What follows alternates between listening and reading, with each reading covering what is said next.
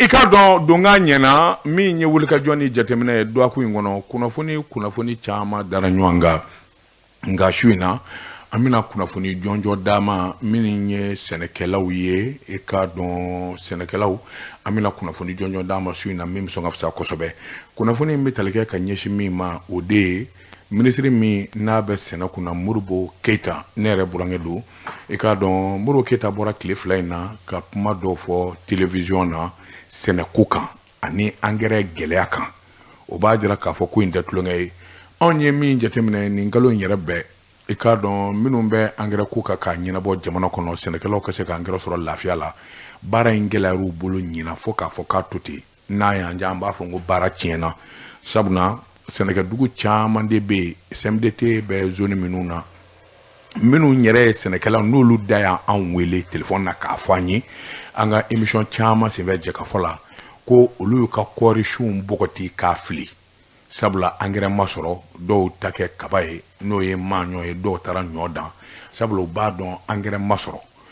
furo mi walma hectare mi no ka nga bore woro wulu vlata ni ma doere soro boro kilingo ikado bara chena o ki boala anya fwaye go SMDT ren nyema dadi afo ko nyina ayafo wati mi amanjande atali kalubo ako ko angere mi nga di Sénégal ma ko am yoro mine ko bi ko keme binani ni wulu vla sera yoro la yoro kam no ko ni vora samia chena we samia chene di sabula angere kanga doka be wati mi ma o temena o manga chara waru dungo puma o chara angere red dira minu maka fere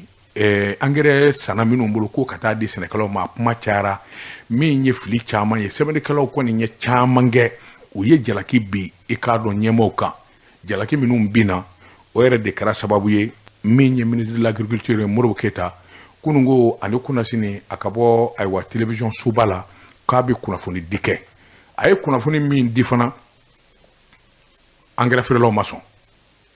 engrais frelo ko tiente sabla ay femba nani defo femba nani mi ni ayo jalaki bi engrais frelo ka minum bi barala sambi nani sambi saba jamana ikado be engrais duni sanwosa kata fa befe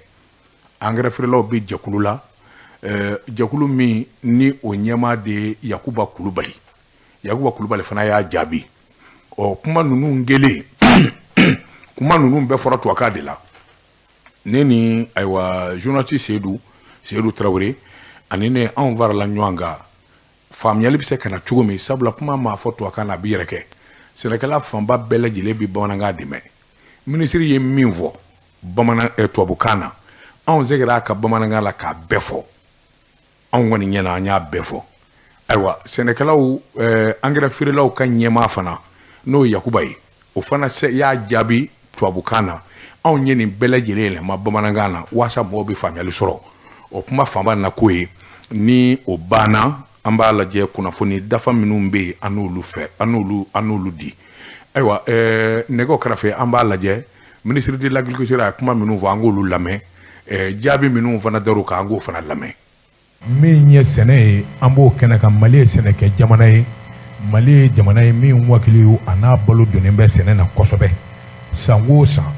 min ye sene ke law ka kutumi ye ika do manga biwudi manga en wulili hôpital ke ka nyeshin angere kuma walma jiko walma balo ere manye nganyina ma kalane ani minnu be dugukolo ko ɲɛdɔn ani sanji ko ɲɛdɔn caman kɔni y'a jira k'a fɔ ni ala farala an ka ɲinan bɛ kɛ samiya duman ye samiya dumanya in fana u tɛ taa bada fo sɛnɛkɛlaw ka dɛmɛ kɔ sɛnɛkɛlaw ka dɛmɛ fanba ye nɔgɔ de ye min ye angɛrɛ ye ɲinan angɛrɛ dicogo a n'a feerecogo ani angɛrɛ secogo a seyɔrɔw la gɛlɛyaba de donn'o kɔnɔ kosɛbɛ sabula caman y'a jira k'a fɔ sɛnɛkɛlaw u ɲɛnina ɲinan u tɔɔrɔla ɲinan angɛrɛ sɔrɔli la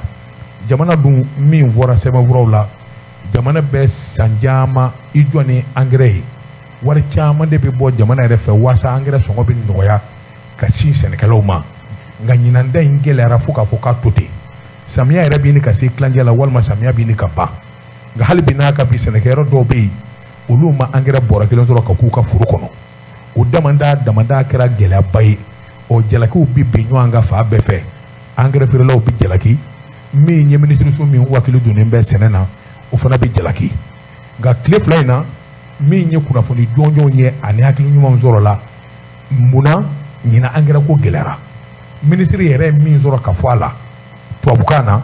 an bɛna o yɛlɛma bamanankan na an ka jɛ k'o lamɛn Jean Seydou ɲina ministre ye mun fɔ sɛnɛkɛlaw ka ministre ye mun fɔ engrais ko la. Daba Tunkara ministre min ka baara ɲɛsinnen bɛ sɛnɛko ma ni o ye Modibo Keyita ye a kumana Jabaranin na ni o ye kɔmuso ye a ko ɲinanko la ɲina engrais ko la a bɛ ɲɛfɔli kɛ ka ɲɛsin jamanadenw ma u ka se ka faamuyali kɛ a ko sigikun kɛlen bɛ ka hectare hakɛ min kɔnɔ k'o bi sɛnɛ malo la o bi t'i jɔ hectare 941 ani 233 la kɛmɛ sira la ko n'i y'a jateminɛ 738 ani hectare 585 k'o baara la ka ban kɛmɛ sira la 78 ɔ ko ɲina baara minnu kɛra samiya kɔnɔ ko o ka bon ni salon da kɛlen a ko keninge la sigikun kɛlen bɛ ka min kɔnɔ o ye hectare 1,869,000 ani 69 ani 898 tari la k'o de kan ka baara ɔ ko ɲina ale ye kibaruya min sɔrɔ k'o ye k'a fɔ hectare 1,000,000 ani hectare 10,000 ani hectare 748 k'o sɛnɛna ka ban sɛnɛkɛlaw fɛ o i b'a yira k'a fɔ kɛmɛ sira o kɛmɛ sira sigikun kɛlen bɛ ka min kɔnɔ tɛmɛnkɛr'o la ni 108 a n'a nɔ kan fɛn ye minisiri yɛrɛ a ka yeta a n'a ka faamuyali la o kɔfɛ ministre Modibo Keyita ko kɔɔri sɛnɛ fanfɛla na ko sigikun kɛlen bɛ ka hectare hakɛ min kɔnɔ k'o ka sɛnɛ ɲina hectare 7,760 ko min baara la o bi t'i jɔ 7,743 la ani 800 ani 24 tari ko kɛmɛ sira la 97 a n'a murumuru 87 k'o baara la ka ban o tuma ko ninnu b'a jira k'a fɔ samiya taabolo ka ɲi wa samiya a bɛna ɲa a ko fɛn min ye engrais sɔngɔ ko ye k'o sɔngɔ gɛlɛyara kosɛbɛ ɲina k'o sababuya kɛ diɲɛ sugubulonw na engrais sɔngɔ gɛlɛyara kosɛbɛ nka minnu ye engrais feerebaw ye Mali a jamana ma k'olu nana condition dɔw bila senkɔrɔ ni o ye laɲini dɔw ye ko f'olu ka dafa u ko fɔlɔ fɛn min ye u ka jurukɔrɔ min bɛ jamana na san 2020 ni 2021 k'o ka sara filanan u ko fɛn min ye u ka engrais n'u b'a di jamana ma a ka kɛ jɛbɔ ngolokan ye wari ka da u tigɛ engrais filɛ wari filɛ a nɔ bɔni na sabanan engrais feerelaw ministre ko k'olu ye min laɲini o de ye k'a fɔ engrais bɔrɔ kelen ka feere 10,001 a kilo 50 bɔrɔ a ko a bɛ hakili jigin kɛ k'a fɔ jamana bi nafoloba de don engrais la ni ka sɛnɛkɛlaw dɛmɛ n'o ye subvention ye ɲina ko miliyari 17 jamana ye o de don min bɛ se k'a to engrais ka subventionné nka k'o ti bɛrɛ ye sabula o bɛ t'i jɔ sigi kɛlen bɛ ka min kɔnɔ 15 dama la engrais tɔ min kan ka don foro kɔnɔ n'o ma subventionné o bɛ t'i jɔ 85 la k'o 85 min ni jamana m'a ka wari don la sɛnɛkɛlaw caman k'o 85 min ni jamana m'a ka wari don la engrais feerela caman de bolila ka taa ye sabula jɛbɔ ngolokan b'o yɔrɔ de la k'u taara yen de k'o caman san ka na sugu la o de ye engrais subventionné kɔli sugu la ni ka engrais da gɛlɛya sigida denw ma minisiri ko opérateur minnu bɛ yen ni o ye sɔrɔ busomaw ye n'olu bɛ wuli ka jɔ kɛ ka engrais sugubulo k'a nɔ magwɛ olu nana lajɛ nɔba bɛ yɔrɔ min na n'o ye min ma subventionné ka t'o fan fɛ ni k'o feere sɛnɛkɛlaw ma 85 kɛmɛ sirada la u y'u n'u gɛn o la tɔ 15 min bɛ yen n'o bɛ na ni nɔgɔya ye ka ɲinɛ o kɔ nin ye ministre Modibo Keyita ka ɲɛfɔli ye min tɛmɛna ORTM na kɔmuso Jabaranin kan. Jean Seydou ne ɔ i y'a dɔn kɔrɔfɔw mana fɔ ka da ɲɔgɔn na maa min hali ni tɛ sɛnɛkɛla i bɛ faamuyali sɔrɔ Jean Seydou k'a dɔn ni maa ka wulu ye n da si dɔ minɛ na k'a lajɛ o bɛ su ko i la siga t'a la min ye engrais ko yɛrɛ ye min ye ayiwa engrais feerebaw ye sɔrɔ bosoba minnu bɛ yen n'u ka jɛkulu n'u k'o ma tubabukan na collectif des fournisseurs d'entrées agricoles du Mali o de ye Sifiam ye olu bɛɛ lajɛlen ka jɛkulu ɲɛmaaba ye Yusufu Kulubali Yusu a ye jaabili ta ka minisiri ka kuma sɛgɛrɛ a ye mun fɔ sabula kuma caman bɛ minisiri ka kuma na Yusufu ko k'olu kumaw ye kuma jɛngɛnen ye a kumaw tilennen tɛ a fɔlɔ a ko engrais yɛrɛ n'i y'a ta k'a lajɛ engrais ye kabila fila ye engrais kabila fɔlɔ o de ye i k'a dɔn u ko min ma engrais organique o ye engrais min bɛ labɛn n'o ye misibow ni nɔgɔ wɛrɛw ye i k'a dɔn ka taa se engrais filanan ma u k'o de ma engrais minéral ni engrais fila ninnu n de bɛna kɛ ayiwa engrais min bɛ sɛnɛkɛlaw dɛmɛ kosɛbɛ san o san engrais minéral ale de sanga ka bon fanga b'ale de la kosɛbɛ usine ta sabula usine bɛ engrais min dilan o de ye engrais min fanga ka bon fanga min b'o la ani nafa min b'o la o tɛ sɔrɔ engrais organique la o de la n'i y'a ta k'a lajɛ san o san i k'a dɔn engrais minnu bɛ dilan usine tigiw fɛ i k'a dɔn kɛmɛ sarada o kɛmɛ sarada jamana ani sɛnɛkɛlaw mago bɛ se engrais min ma kɛmɛ o kɛmɛ 90 engrais ta engrais minéraux nka min ye engrais organique ye i b'a ye k'a fɔ jɔyɔrɔ man ca kosɛbɛ 11 kɛmɛ o kɛmɛ o tɛ caya nka ɲinan i b'a ye k'a fɔ awa hakilina kura nana minisiri la minisiri y'a yɛlɛma i k'a dɔn engrais dɔ min n'o ye farafin engrais ye farafin nɔgɔ i k'a dɔn k'o jɔyɔrɔ ka kɛ kɛmɛ o kɛmɛ 90 ye usine tigiw bɛna ni engrais min ye kɛmɛ o kɛmɛ o jɔyɔrɔ ka kɛ 11 ye maa caman ba na kabini samiya daminɛ sabu u b'a dɔn nafaw tɛ kelen ye kabini maa caman sigara k'a fɔ samiya tiɲɛni i k'a dɔn a bi kɛ ka sababu kɛ i k'a dɔn n'i tɛ engrais ko ɲɛdɔn minnu kɔni ye sɛnɛkɛlaw ye n'olu b'a baara kɛ ka kɔrɔ olu y'a dɔn k'a fɔ gɛlɛyaba nana sɛbɛnnikɛla ko kuma min n'o bɔra minisiri da kabini samiya yɛrɛ daminɛ mɔɔ siranna tiɲɛni nana o fana ye filanan ye min ye minisiri ka kuma jaabila a ko engrais feerelaw ko fo dɔ ka fara engrais sɔngɔ kan engrais feerelaw ko k'o bɛ se ka kɛ cogo di ko awa engrais feerelaw ko bɔrɔ ka feere 11 ko ale ma sɔn ma min kɛ o de nana ni gɛlɛya caman ye engrais feerelaw ko k'o tɛ se ka kɛ a dɔnnen don sabula n'i ye k'o ta k'u lajɛ sɛnɛkɛlaw ni engrais feerelaw ɲɛ bɛ ɲɔgɔn bolo ja la u b'a ɲɛdɔn sabula u bi baara in na ɲɔgɔn bolo a ka ca san caman ye engrais bolofara min bɛ yen n'o k'a ma ko NPK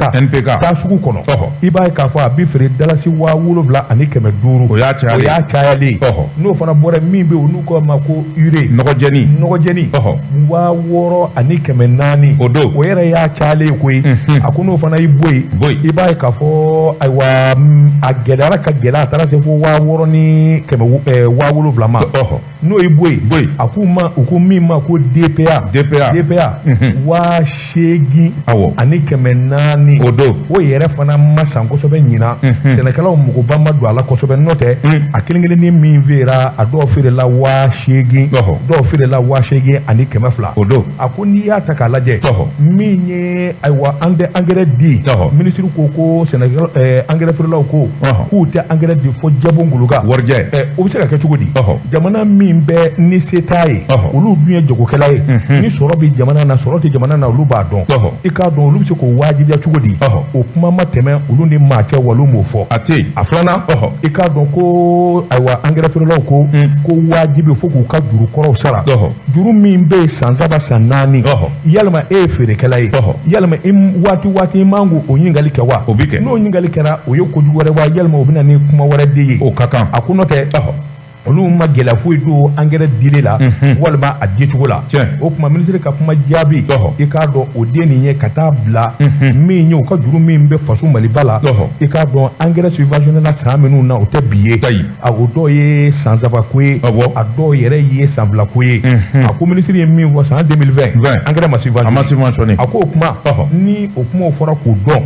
maa minnu ni kuma bɛ f'u ɲɛna u bɛ faamuyali sɔrɔ u bɛ faamuyali kɛ o wajibi don olu kan olu minnu ni sɛnɛkɛlaw bɛ baara la ɲɔgɔn bolo san caman i k'a dɔn olu yɛrɛ caman bɛ u bɛ sɛnɛ nafa dɔn sɛnɛ bɛ na ni min ye jamana kɔnɔ olu b'a dɔn olu tɛ se ka gɛlɛya foyi den kelen ta ayiwa ka engrais sɛgɛrɛ min bɛ se ka kɛ kɔli ye sɛnɛkɛlaw yɛrɛ ma a ko n'o tɛ n'i ye ɲinan zan engrais bosocogo ta k'a lajɛ i kamana bɛ guwan minnu bɛ baara in dɔn minnu bɛ baara in na san 30 san 40 i b'a ye k'a fɔ olu de kɛra niyɔrɔ fitinin ye ayiwa engrais baara la a ko gɛlɛya kɔni m'u donnen don ka sababu kɛ min ye i k'a dɔn kɔriko ani ayiwa office kɔnɔna engrais ko maa minnu b'o kɛ sabula o baaraw labɛnnen don ɲɛdɔnnen don kɔrɔlen minnu b'a kɛ ka kɔrɔ olu b'a ɲɛdɔn ni i nana dunan don a la min t'a taabolo ɲɛdɔn a ko i k'a dɔn o ye gɛlɛya dugu jɛlen a ti ɲɛ n'o tɛ olu dɛgɛniyalen don a la u dalen don a la k'a fɔ engrais i k'a dɔn a nani olu ka olu bɛ balo a la u bɛ baara in na san 20 ani kɔ tile kelen dama tɛn'u bila u dama ta gɛlɛya la walima ka kungo ta ka sɛnɛkɛlaw sɛgɛrɛ walima ka jamana sɛgɛrɛ o tuma minisiri ye kumaba 4 min fɔ ka jalaki bi u kan olu fana ka jaabi ye nin u ma sɔn nin kɔrɔfɔ in a sɔrɔla i k'a dɔn Yusufu Kulubali la min ye jamana engrais feerela bɛɛ lajɛlen kumakan ye nin ye ka ɲɛsin jamana denw ma ani fanga ma. N karamɔgɔ Daba Tunkara hakili la jamana denw ye faamuyali sɔrɔ nin na anw bɛ min fɔ o ye dugawu don ye Ala ka jisuma k'a fura ye. Amina yarabi a k'an bɛɛ waati wɛrɛ. Nɛgɛw kɛrɛfɛ i k'a dɔn kɔrɔfɔw kɔni a walawalala ka ɲɛfɔli kɛ maa bɛ se ka hakili jigin min kɛ o de ye kabini ɲinan sa daminɛna engrais ko manka a daminɛna gɛlɛya ni fɛn minnu b'a la olu dɔnna gouvernement yɛrɛ jɛnna n'o ye o k'i bɔ a la sɛnɛkɛlaw yɛrɛ ye kule k'a bɔ bila ko tɛ haraba kɔsa in na wulikajɔ dɔw kɛra minnu yɔrɔ minnu bɛ yen n'u ma engrais sɔrɔ wulikajɔ dɔw kɛra wulikajɔ kuraw kɛra waasa olu ka se k'a sɔrɔ bon maa min bi baara ɲɛdɔn maa min bolo bi baara la san caman engrais ko tɛ o sugu jagofɛn ye i n'a fɔ nɔnɔ walima tulo ayi engrais to ye o engrais ye fɛn de ye minnu b'a dɔn minnu b'a baara kɛ ka ca san caman ye a bɛ di olu de ma n'i ye olu ja la ka taa sugubulo kura di maa wɛrɛ ma tiɲɛni min mana na walima ni gɛlɛya min nana na yarɔ kɔni e de to a bɛ fɔ ko gɛlɛya in ju b'a ju bɔra e la jamana in dun bɛ yɔrɔ min bi an bɛ transition na n'o ye cɛmancɛ fanga ye cɛmancɛ fanga kan k'i jija ko bɛɛ la cɛmancɛ fanga kan ka diɲɛ ko bɛɛ kɛ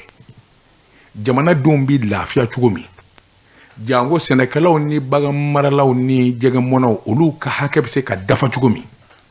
sabula olu bɛ waati kunkuru de kɔnɔ n'olu ye ayiwa jamana bila danga min na maa o maa bɛ n'o kɔfɛ i bɛ wajibiya ka baara ɲuman kɛ i n'a fɔ transition y'a bila cogo min na o de ye mɔɔw siran nkalon dun d'a la sɛnɛkɛlaw jigi tigɛra sɛnɛkɛlaw siranna an ka tiɲɛ fɔ ɲɔgɔn ye tiɲɛ fɔ n teri ye a tɛ teriya sa ɲinan zamiya ala de bɛ fara an ka kɔngɔ na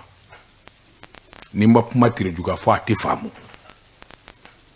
foro min bɛɛ na hectare 1 kan ka bɔrɔ 6 ta n'o ma dɔ wɛrɛ sɔrɔ bɔrɔ 1 bɔrɔ 2 kɔ baara tiɲɛna yalima an bɛ yɔrɔ min ko bi est ce que hali ni engrais yɛrɛ sɔrɔla sa k'a dafa ka s'a seyɔrɔ la yalima samiya yɛrɛ ma dɔ ma k'a la wa et c'est ça le problème dɔ kɛra la donc jamanakuntigi min ye président Assimi Goïta a n'a ka ministre de l'agriculture k'an ka faamuyali sɔrɔ gɛlɛya ni hami min bɛ jamana denw na ka mago ta k'u sɛgɛrɛ joona yanni samiya banni cɛ yan'a dakolo n'a filenkolo bɛɛ lajɛlen ka cɛ a ka taa kɛ toitiɲɛ laban ye fɛɛrɛ de kan ka tigɛ fura jumɛn bɛ sɔrɔ a la dɔku furanjɛ in na n'i ko i ka wuludennin mɔkago n'a sara i m'i yɛrɛ sɔrɔ wa gɛlɛya kuraw dɔw fana n'an bɛ fara sɛnɛkɛlaw ka yɔrɔso fanfɛlaw la dɔw yɛrɛ ye n wele ayiwa office du Niger kɔnɔna na dimɔgɔ dɔ bɛ yen u b'a fɔ ko taa kɛrɛnka ale bɛ pan kɛrɛ de kan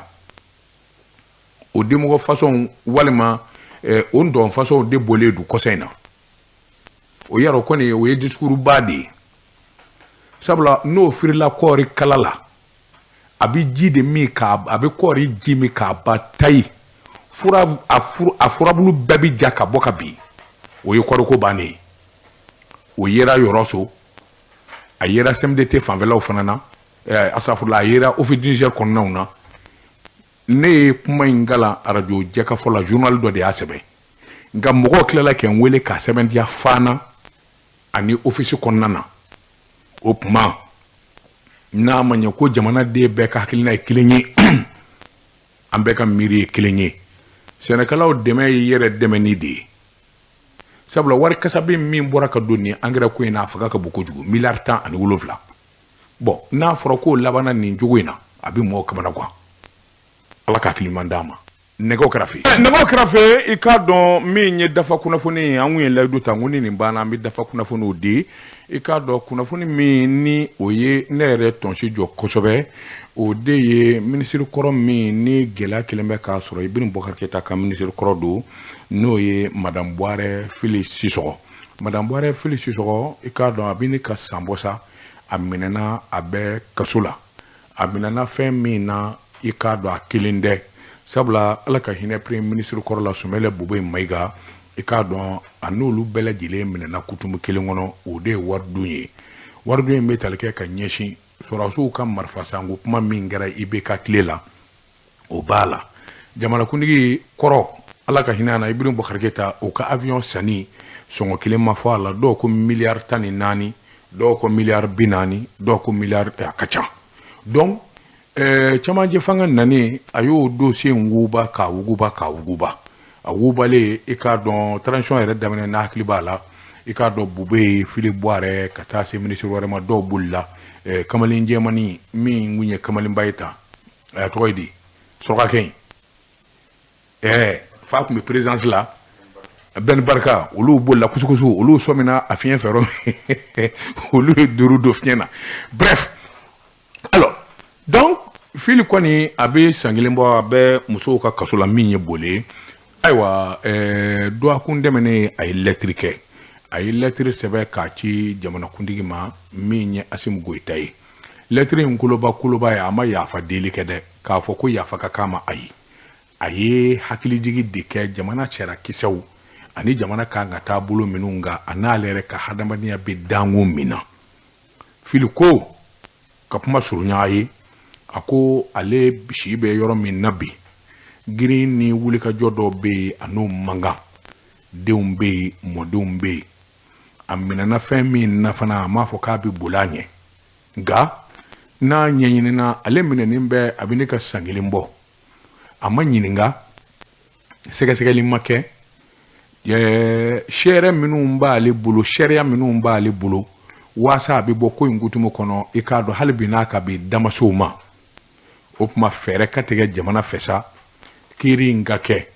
n'a sɔrɔla ale kan ka kiiri de a ka kiiri ni kiiriw kɛra kumaw mana sɛmɛsɛmɛ ɲɔgɔn na ni fiɲɛ bɔda min bɛ yen ko tiɲɛ b'a bolo o na d'a ma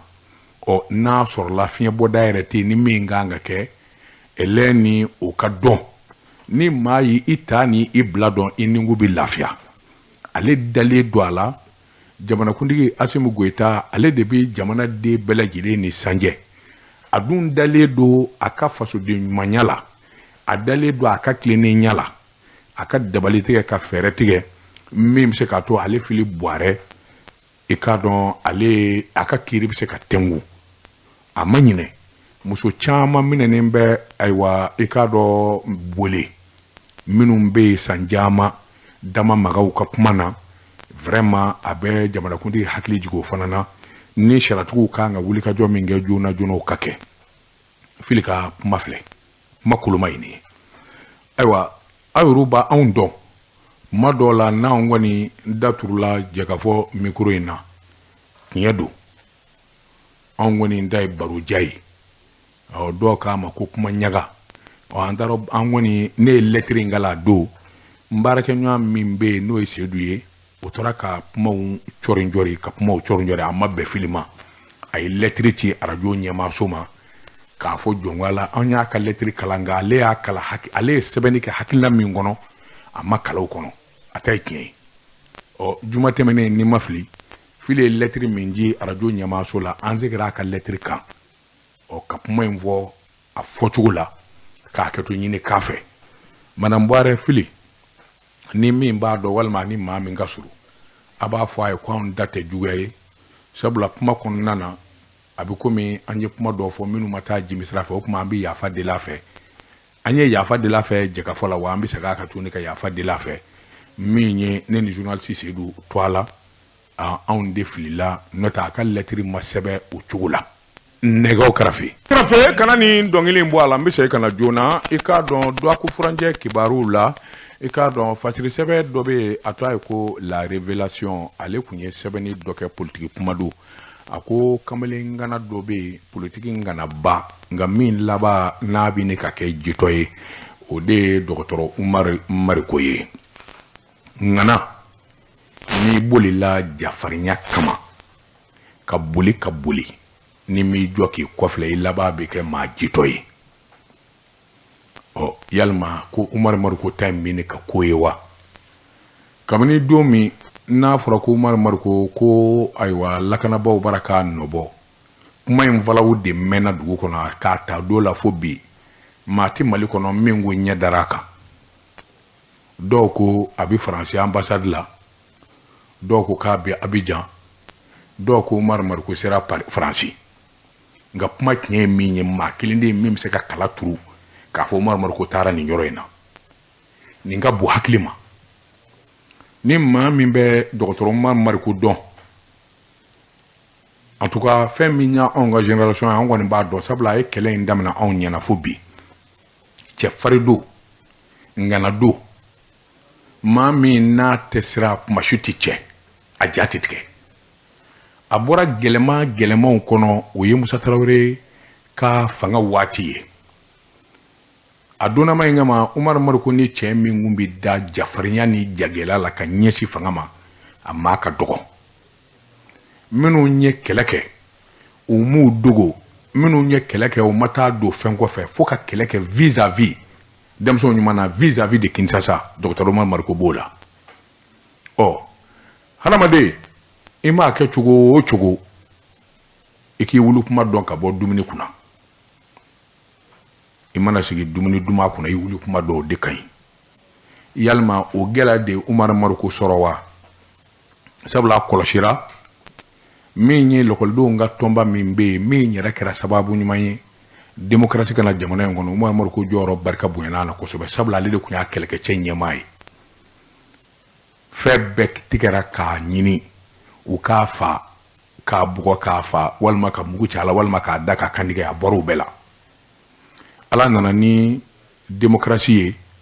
a daminɛna transition de la ala ka hinɛ président Amadou Toumani Touré Umaru Mariko welela parce que kɛlɛkɛla don a ye jamana dɛmɛ démocratie min ni bɛɛ b'i disi gosi a la a jɔyɔrɔ b'a la o de la a donnama in kama ni ma fili CTSP voilà CTSP c'était ça il a siégé là-bas a y'o fanga salo a jɔyɔrɔ kun ka bon kosɛbɛ jamana kɔnɔ olu ko nana ba ka kuma surunya a fɔra sisan ko fanga kɔni an bɛna fili bɛɛ da la maa min ni dan b'i yɛrɛ la ko jama b'i kɔ maa min n'i ɲɛna ko jama b'i fɛ fanga bilalen filɛ nin bɔlɔ kɔnɔ o kuma a ye hi k'a kan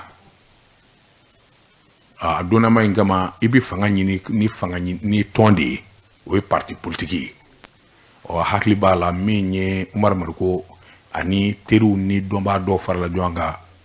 k'a ka parti sigi sabula ale tun bɛ sinidi faso yiriwa tɔn de la AM ko bannen kɔfɛ a nana sinidi la wa a y'a ye k'a fɔ o fiyɛ ka dɔgɔ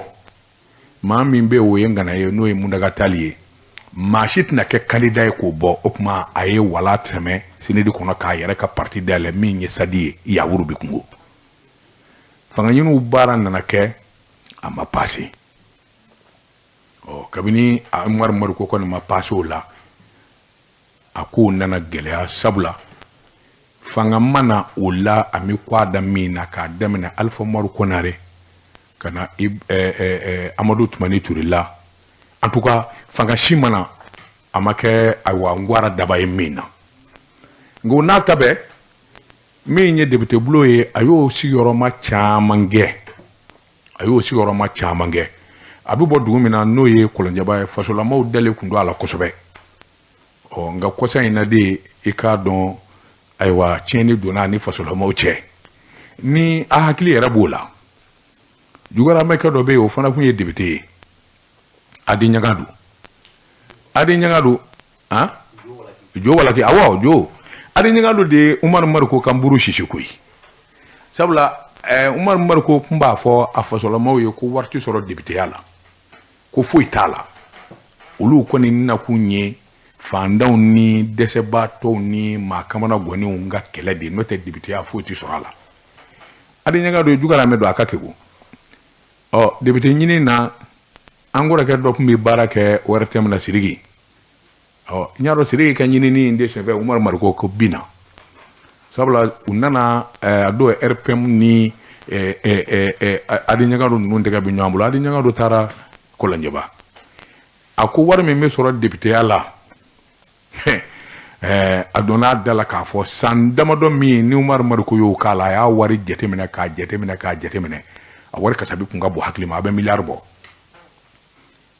droit ni avantage minnu bɛ député la a ye nin fɔ min kɛ kɔlɔnjɛbakaw y'u gere don bɔgɔ la u ko kuma an ka den ɲa a y'an dɔrɔn bɛɛ han kabini o kɛra Umar Mariko ka sanga bina kɔlɔnjɛba effectivement je vous dis la vérité Umar Mariko c'est comme ça adi ɲanga do de kɔni ye Umar ɲanga do ka ko yɛrɛ de ban kɔlɔnjɛba hein Umar Mariko ka ko ban alors au voté là encore qu'un dépassera Siriki comment il s'appelle encore Siriki Mva Konate hal n'a sɔrɔla a debitaya kundala manjaya kabini o kɔni kɛra sa gɛlɛyaw nana bon ka se kɔfɛ dɔɔni un grand démocrate comme Umar Mariko maa caman ma faamuya o yɛrɛ de ye a ka ko caman nege bɔ mɔɔw la o de ye Amadu Aya ye coup d'état kɛ san min n'a bɔra k'a fɔ k'o ɲɛna diɲɛ seleke naani jamanaba fɛn o fɛn bɛ yen maa o maa si tu es démocrate coup d'état fan o fan i tɛ jɛn n'a ye i b'a kɔn nka ale ye dunun de bala fɔ k'o ɲɛna bon o ye mɔɔw kamana gan kosɛbɛ nin damanda kɛra sababu ye Umar Mariko i k'a dɔn k'a ka sanga bi hali bi a ma d'a la k'a fɔ sanga t'ale la ko dɔw bɛ yen n'o tora k'i sɔrɔ i bɛ sabali kɔsa in na camancɛ fanga min n'o bɛ sen na a n'olu ma taa fan kelen a ma sɔn ka a n'olu ma ji kɛ ɲɔgɔn tigɛ a kɔni tora a ka kɔrɔmatigɛli ni tigɛlumali ni ayiwa fanga lagosili la fo ka taa kɛ gɛlɛya min ye ayiwa an ka sɔrɔsiw sɔrɔ mura min kɛra ye a donnama kama tubabuw tun bɛ janfa bala jamana kɔnɔ sabula tubabuw nana kuma caya ko nɔ bamanji jɛrɛjɛkulu 100 ni kɔ min fara tubabuw y'a bayɛlɛma ko nɔ ko civiliw don ko ayiwa bamanjiw kun tɛ ko sugujɔlaw kun don an bɛɛ ye kɛlɛ k'a don an bɛɛ kumana maliyɛn bɛɛ kumana nka Umar Mariko a teliyara kojugu ale labanna k'a seereya ko civiliw defara sɔrɔdasi min ni o tɛ tulonkɛ dɔn sɔrɔdasikɛ bara ka fa fɛn min na ne tilala k'a fɔ i bɛ taa kuma bayɛlɛma k'a kɛ cogo la a ma bɛn a yɛrɛ nana sɔmisa k'a fɔ kelen bɛ ka gara da ji la o dun o y'a sɔrɔ a ye tile damadɔ kun kɛ kaso la ka bɔ kaso in nɛnɛni a ma sɔn filanan ma moi c'est mon ami non sinon ni a ka élément dɔ bɛ yen Kamara ni fɛn olu mana ne minɛ don o don arajo kayira la i k'a dɔn u bɛ tasuma danna Kamara walima Umar Mariko yɛrɛ mana ne minɛ non kabako don mais c'est une pure réalité je suis désolé alors a ma ɲɛ min kɔ dankɔrɔba ye kusukusuli kɛ kabini a kɔni sɔn bɛna ko sɔrɔsiw bara k'a nɔbɔ a m'o tako fila kɛ a m'o ni kuma jɛ a m'o ni politiki baara jɛ a tununa b'a fɛ ka min fɔ dɔrɔn Umar Mariko tunufura dama kana bila bi la maa si t'a ta yɔrɔ dɔn et ça c'est très très grave maa si t'a dɔn a bɛ dugukolo yɔrɔ min Mali kɔnɔ yan sabula sɛbɛnnikɛlaw ni journalistes ni réseaux sociaux tigilamɔgɔw maa si den kelen de ye n bɛ se k'a fɔ ko docteur Umar Mariko bɛ nin yɔrɔ in na nka an bɛ kɔrɔfɔ kuncɛ jamana in ye an bɛ transition de la n'i y'a dan ne ma ne ko ne n'i y'a dan ne ma faamaw ka yafa Umar Mariko kan ye jamana in kɔnɔ kosɛbɛ ka d'a kan a ye wulikajɔ ni baara minnu kɛ ne ɲɛna n'a nana se ni faamaw ko wulikajɔ ni fɛn o fɛn b'a nɔfɛ o bɛɛ bila la d'ailleurs a kelen dɔ ye jamana den fɛn o fɛn bɛ yen n'u bɛ kɔfɛ vraiment ni nani ka d'u ye u k'u to yen an bɛ transition de la min ni min kɛra an k'o bila dɔ wɛrɛ kana kɛ n'i y'a dan ne ma u bɛ Umar Mariko wele sabula cɛ min don kuma dɔw la a ka kumaw ka di kuma dɔw la a bɛ maa fari foni numéro tɛ yen ayi non mais non numéro ko tɛ o ni information dira sisan n'u ye ne yɛrɛ wele k'a fɔ ne ye c'est sûr a b'a mɛn o n'u y'a fɔ ORTM na sisan k'a fɔ ko poursuite ni fɛn o fɛn b'a kɔ c'est a banna a bɛ na c'est sûr que il a les informations an balima Umar Mariko ko dɔgɔkun kun tɛmɛnen na nin fana tun bɛ sɛbɛnninw na o kɛrɛfɛ i k'a dɔn an bɛ kɔrɔfɔ kun cɛ sabula an ye dɔɔnin zama i k'a dɔn maa wɛrɛ ka jamukan heure la an bɛ kɔrɔfɔ kun cɛ ni min ye o de ye i k'a dɔn sɛbɛnnikɛla 2 walima 3 kumana i k'a dɔn kunnafoni di sira kura minnu bɛ yen n'o ye réseaux sociaux ye réseaux sociaux i k'a dɔn nafa min b'a la ani tiɲɛni min b'a la a da donna an na anw de taa yɔrɔ jan sabula an de foyi ɲɛdɔn an na nka an b'a mɛn mɔɔw la karisa ye nin fɔ nin ma karisa ye nin kɛ nin na karisa ye nin kɛ tan ka kangari da an bɛɛ ye maliyɛn de ye an bɛɛ ye fa kelen ba kelen n'i ye ne ɲininka réseaux sociaux nafa b'a la wa a nafa ka bon ka tɛmɛ fɛn bɛɛ kan a kunnafonidi sira ka teli a bɛ mɔɔw kalan a bɛ ɲɛfɔli kɛ mɔɔw bɛ bɔ ko kalama joona bon o bɛ fɛn min na yalima o ye kojuguya o kɔni ka ɲi o ye ɲɛ da ye mais bi hakilina kura minnu b'a la ni ko kura minnu b'a la o don journaliste Seydou ye fɛn dɔ tɔgɔ fɔ n ye TikTok bon c'est compliqué e yɛrɛ bɛ se ka taa téléphone ta k'o bisi yɛrɛ kan k'i fari langolo bɔ e bɛ se ka taa téléphone ta k'o bisi yɛrɛ kan ko waasa jama e ka kɛ sari ye mɔgɔw k'e dɔn mɔgɔ ka k'i fɛ n'i tɛ wari kɔni sɔrɔ a la ka ban ne kɔni m'a kun dɔn ni wari kɔni bɛ sɔrɔ d'accord mais n'i tɛ wari sɔrɔ mɔgɔw k'i dɔn i ka kɛ sari ye mais non il paraît que a ko ka ca bon o ye filanan ye sabanan ye min ye o de ye an yɛrɛ dama maliyɛn dama an bɛ ɲɔgɔn nani an bɛ ɲɔgɔn fa nani an bɛ ɲɔgɔn ba nani maliyɛn danbe tɛ fa nani ye maliyɛn danbe tɛ ba nani ye karisa jogojugu fɔ a kana kɛ nkalon ye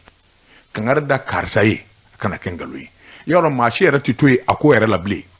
n ye faama ye t'a la ne ye mɔri ye o t'a la an yɛrɛ dama bɛ baara kelen na o t'a la min mana min sɔrɔ dɔrɔn o b'o boso mais c'est compliqué maliyɛn mana kɛ yɔrɔ o yɔrɔ an k'an janto réseaux sociaux la an ka hakiliw sɔrɔ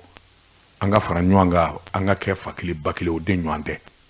maa o maa n'i ye maa o maa ba nani n'a ma tasira walima n'a ma kuma a bɛ komi i yɛrɛ nani sabula n'i ye siraw bɔ an ni ɲɔgɔn cɛ i bɛ taa sɔrɔ an bɛɛ ye den walima an tɛnɛmusow ni fɛnw i bɛ taa sɔrɔ fa dɔ fɛ an bɛ se ka kɛ soma ye ten n'a ma kuma ɲɔgɔn ɲɛna effectivement c'est comme ça donc réseaux sociaux maliyɛnw an k'a kɛ hakili ye maa minnu b'a la n'o ye anw yɛrɛ somɔgɔw ye an denw an dɔgɔninw an kɔrɔmusow n'o ye ɲamakalaw ni ayiwa dɔnkilidalaw ye vraiment c'est assez a bɛ taa yɛrɛ exposer réseaux sociaux ka kumaw maaw jaabi walima ka kɛwale dɔw kɛ réseaux sociaux kan e ɲɛna k'i ka di bɛɛ ya non tu plais pas à tout le monde n'i kumana ka ban i b'a dɔ bi sɔrɔ min b'i nani bon waasa i ka kisi o ma i da kana don nin bɛɛ la évite les réseaux sociaux fais ta famille i muso b'i bolo ne ko e ɲɛna ko e kelen de ye musotigi ye wa e ɲɛna ko e kelen de ye cɛtigi ya mais non mais muso bɛ bɛɛ bolo cɛ bɛ bɛɛ bolo mais vis ta vie tranquille i k'i ka wari ɲini bon journaliste Seydou ye fɛn dɔ fɔ tubabukan ko c'est du buzz wa ma dɔ buzz ko buzz mais écoute mais tu t'exposes quoi qu'il arrive tu t'exposes buzz wa buzz mais il b'i yɛrɛ exposer parce que une fois que tu dis quelque chose là dɔ i b'a sɔrɔ dɔ bɛ yen e commando tu lui donnes l'occasion de t'insulter et c'est tout. Alors, dɔnkilidalaw ni starw ni fɛnw vraiment éviter le maximum qui est possible mɔgɔ caman b'aw de suit mɔgɔ caman b'aw ka ko jateminɛ k'a fɔ b'aw ta ɲɔgɔnna kɛ n'aw bɔra la sisan i b'a ye maa caman b'a bila kɔni bɛ kangari da an balima jeliw ye ɲamakalaw ni fɛnw vraiment a ye bɔ nin ko ninnu kɔnɔ a ka furukow ni a ka cɛkow n'a ka musokow ka taa sigi ka kuma a yɛrɛ ka an lajaba ka an da lɛfɛ ka diɲɛ bɛɛ ka bɔ an ka ko kalama c'est pas la peine ɲamakala to yen ɲamakala dabɔlen don ɲamakala de ye hɔrɔn fɔlɔfɔlɔ e de bɛ mɔgɔ fɔ k'u kala n'anw yɛrɛ taara an yɛrɛ lebu ka ban baara ma tiɲɛ ala ka hakili ɲuman d'an bɛɛ ma an balimaw bi ta kɔni an b'a bila ka kɛ